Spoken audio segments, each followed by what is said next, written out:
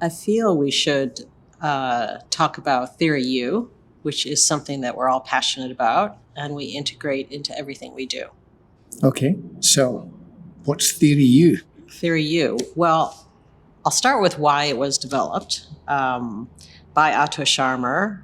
My understanding is that he had studied why it was so difficult to solve adaptive challenges in this VUCA world, the volatile, uncertain world that we're in, because typically we would have some challenge or some problem, and there was a difficulty in actually it fully transforming that we really just get to continuous improvement. So from X to X plus. And we do it over and over and over again. We can't understand why we can't actually shift something. And so his study over 10 years with Peter Senge and the others was that he created this Theory U, which at the core of it was his statement that leaders are blind to the inner dimension from which they lead. Yeah. Right? Leaders are blind to the inner dimension. They don't understand their own motivation. Yes, the source of their leadership. Yeah. Which is very much, well, who am I? Why am I here? What is my work? Yeah. And he always starts with that famous quote from Bill O'Brien. The success of an intervention depends upon the interior condition of the intervener, right? And so that's why the inner work is so important, because it creates the outer reality. So that's why he developed it. And he found that there were 5 movements. And I'm going to share the movements that we've called them. But what we found is to ground this into business in the language that's accessible to our leaders. The 5 movements were: we first need to listen to the system, listen to the whole system, what's at the edge of the system, what is it I'm not hearing, and listen deeply. And then the bottom left is what we're calling challenging assumptions. So what are my assumptions that's bringing me to the point of the mindset and the belief that I currently have? And then the bottom of the U, where he says, the leaders are blind to the inner dimension, is where the question is, who am I? Why am I here? So that's what we call emergence. And we're taking an organization through this transformational methodology, through these 5 movements. And once we have this shift, because of the challenging assumptions is really where our deep transformation work is. That's where people might ask themselves, how might I be part of this problem? Yes. And through the transformational work that we do, ultimately, we're letting go of something that no longer serves us. And when we let go of that piece that no longer serves us, who do we come across, which is who we really are. And once we connect with that deeper sense of purpose, going up the U, on the right-hand side, the first one is breakthrough possibility. So if I connect with who I really am and my purpose, and I look back at the challenge that I'm dealing with, a whole new reality, a whole new consciousness is available, because that challenge is also part of me. Does that make sense? So it's part of me, but also part of a team. And when a team is looking towards this larger purpose, connects back with the challenge, the breakthrough thinking is at a completely different level. So this is what I love about it, is it's so transformational.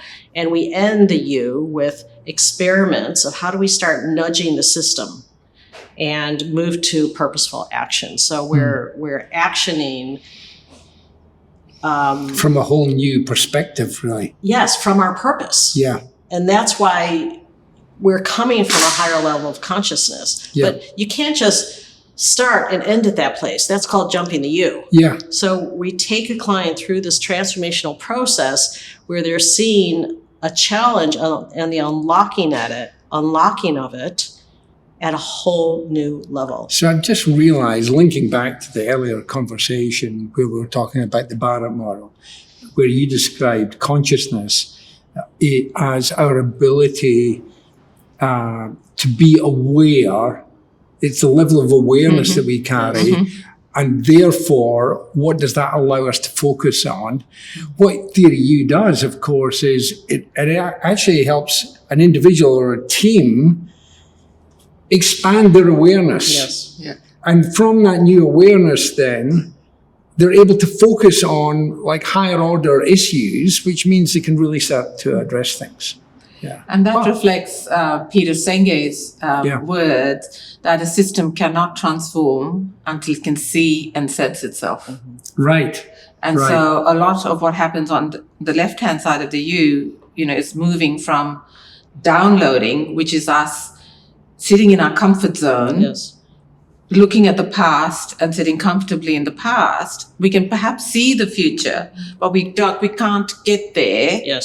unless we actually go down the U and, some of the skills or the leadership skills that the left-hand side, the sensing part of the U needs is observe, observe, observe. And you know what I'd add to that now? Feel. Feel. And it's feel. Yeah. Yes. But once you observe, Yeah. that's it's the connection to the heart. Yes. Because once we start observing, it's impossible to not feel it. But what I find most powerful, whether it's in an individual coaching session going through the U, or a team alignment going through the U, or a whole organizational transformation going through the U, is when we're in that left-hand side of the U, it's connecting to the heart. And you know how the model says we need open mind, open heart, Yeah. and open will. Yeah. And for me, the biggest skill on the left-hand side of the U in terms of observing is really observing our listening and the quality of our listening. And I really feel if all of us could just get attuned to this, the world would be a different place. Absolutely. Now, are we downloading and listening to what we want to hear and want confirmed? Or, we can move to level 2 listening, where we can, with open mind, see another point of view. The experts can see another point of view. But then we have to talk in a debate and somebody has to win. But it's great if you're advocating for a position, like social justice, do it.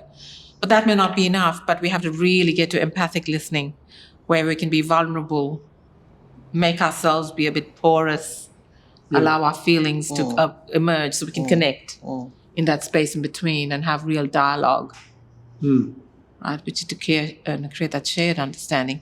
And then level 4, which is where the bottom of the U, the power lies, is with open will, not my will. So this is going beyond ego to eco. Yes. In what Otto calls ecosystem leadership. A big shift for humans to say it's not my will, but it's the will of what is going to serve this system the best, if it's me as an individual, the team, or the organization. And how can we open that up? And so, how can we listen with curiosity and compassion and courage? And allow emergence. Allow whatever And trust. is in the field that wants to come through. That's the most powerful thing. But like you said, you can't do that unless you have open heart. No, and what is really great is in going through the U, in every phase of the U, there's a mini U. Yes. And, we start getting, and Otto calls this U an awareness-based systems transformation frame. It's about individual and collective awareness. And so then how can we start listening to those voices, right? The voice of judgment, right? Fear. Voice of, cynicism. Yes. And the voice of fear. Yes. And that's why there's not a shift in a system. Is it gets stuck at the heart's not opening because of the voice of cynicism. That's what I've often found. Yeah, it is. Yes. And the voice of judgment, I'm Yes. closed, Yeah. I'm right, you're wrong. Yes. Yeah. Or the voice of fear, Yes. how dare I Yes. speak on behalf of the system when what is coming up may not be entirely what everybody wants to hear. Yes. Well, and again, this links right back to the very beginning about Otto's assertion that most leaders are unaware of their core motivation. And so what is it that's behind me telling myself anything about what I say or don't say? Which in is the our group? iceberg.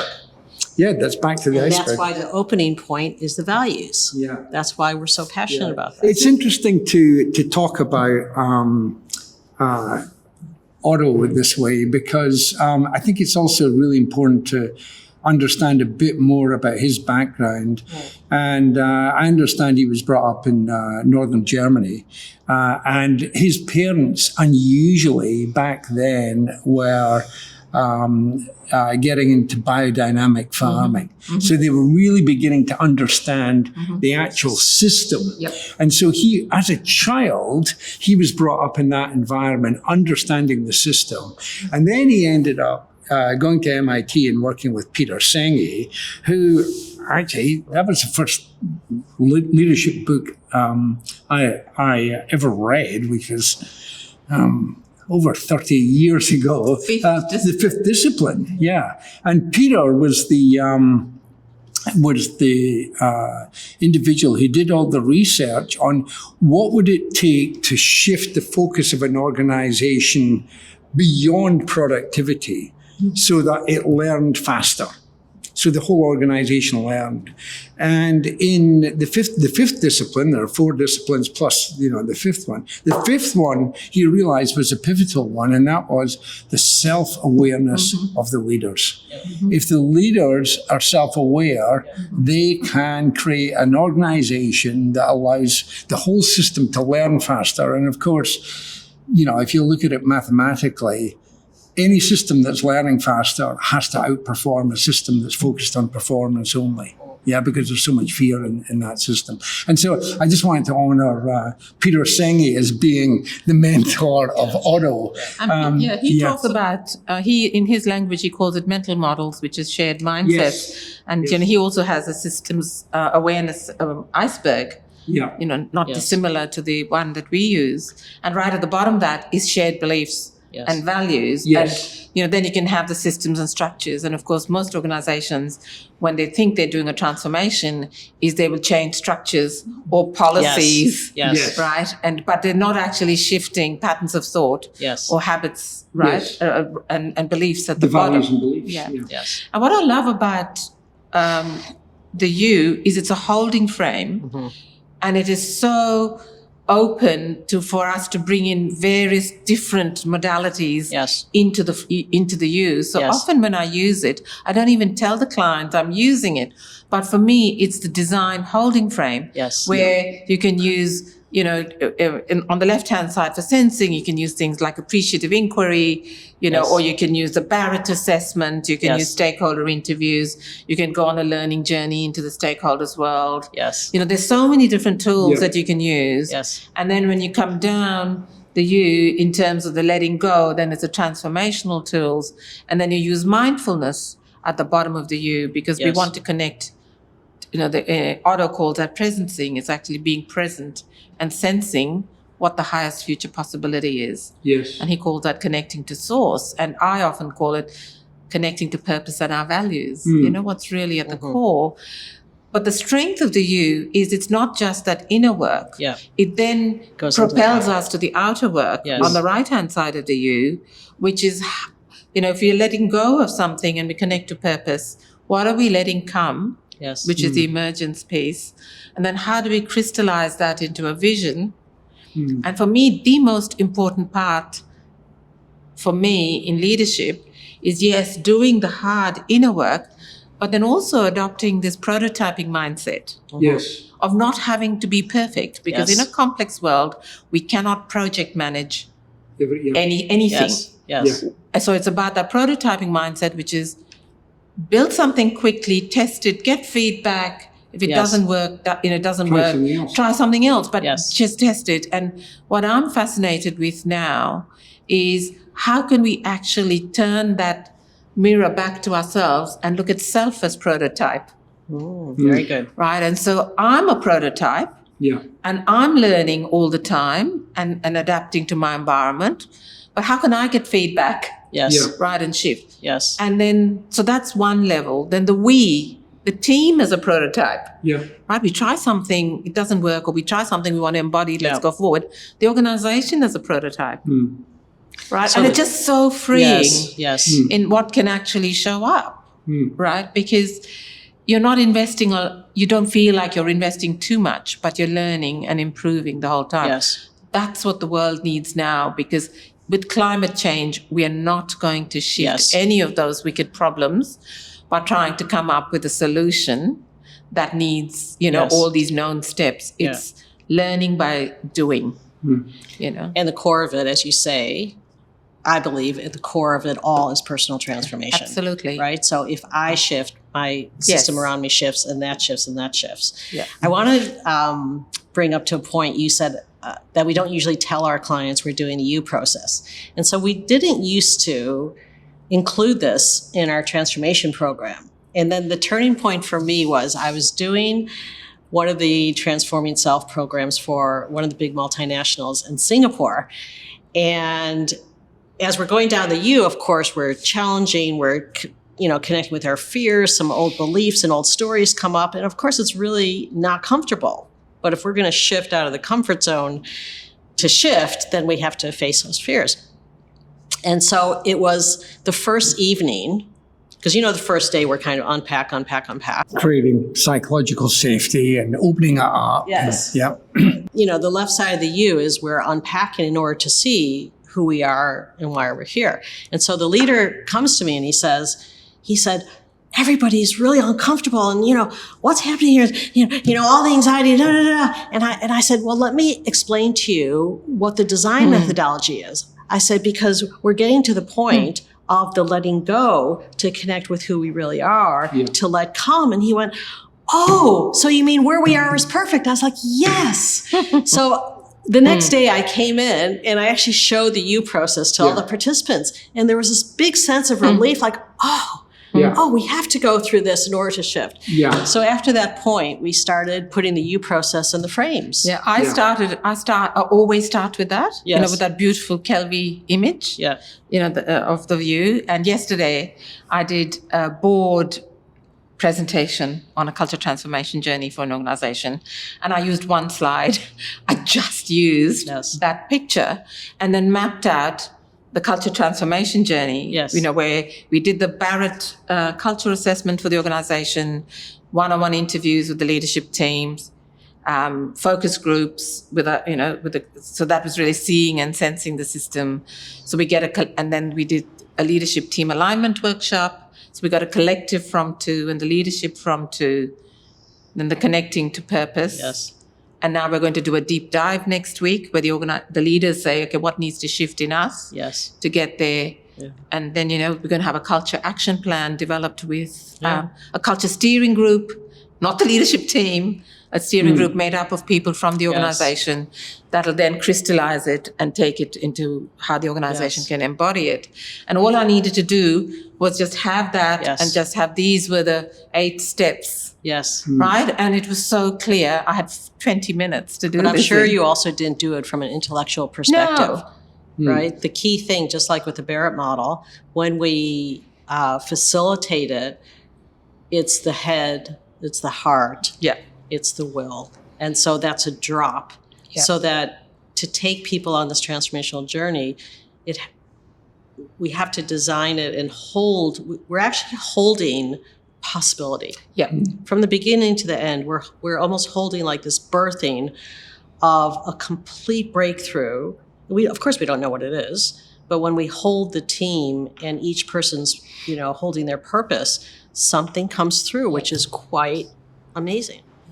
Yeah, I think also it's important to understand that because this does sound, I'm a former engineer. It sounds a little bit woo-woo, and so I think it's really important to mention that we've actually used once we've started a journey with a leadership team in an organization, we've actually used the Theory U process to address really big problems that they're facing, to big business challenges with organizations and resources, professional services, finance. We even did it with a private equity firm, which was just great fun. It did take a bit of time for that group to get to a position where they were willing to be really open with each other, but we got there. And they had a really big, almost existential business challenge facing them. And by going through the U, that piece you talk about, Renu, where they start experimenting and then it becomes really purposeful, the outcome they got from that really turned around their business. So it has very, very grounded application, because what it's doing is it's helping the leaders not only identify how they might be part of the problem in terms of their thinking, but it gives them a pathway out of it. Yeah, where the best of them can then come into play. I think about when we've gotten down to the bottom of the U, when they've gotten to the purpose, and then each person sharing their purpose, and we say, what's the collective purpose? And there's so many light bulbs around, wow, who could we be? Yeah. And they've never talked about it. They've been together 30 years. They've never talked about it. And then you take that energy of who we are together, and again, what in terms of, I don't want to say brainstorming, but it's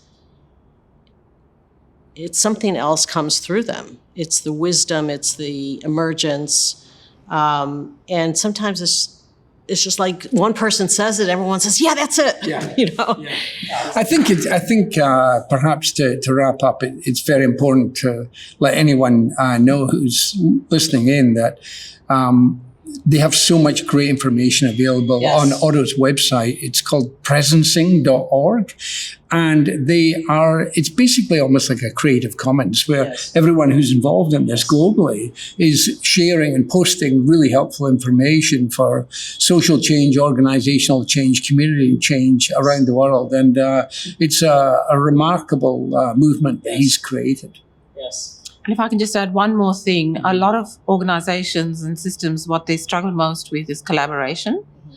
And I've done work where we've looked at social problems that actually need corporate sector, government, and the civil society organizations to come together.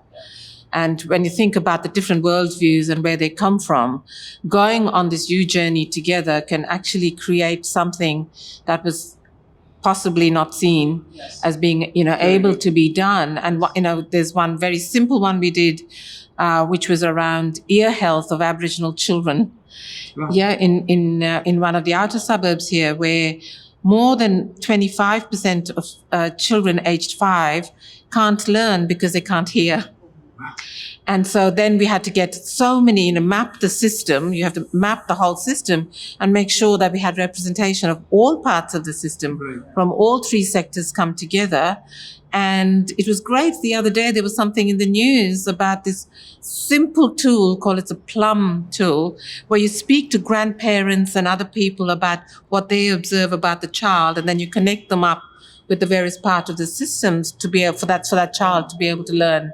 So children, are not learning, and therefore they seem to be disruptive, and therefore they fall out of the mainstream. But just getting all those voices together in a room to map the system, to have the dialogue, it's so powerful for that whole systems change through collaboration, which is that open will. It's not my will. Yeah. It's what's the collective will in the service of something bigger than ourselves. And it's sustainable and it gets embedded. And so, that's why I love it.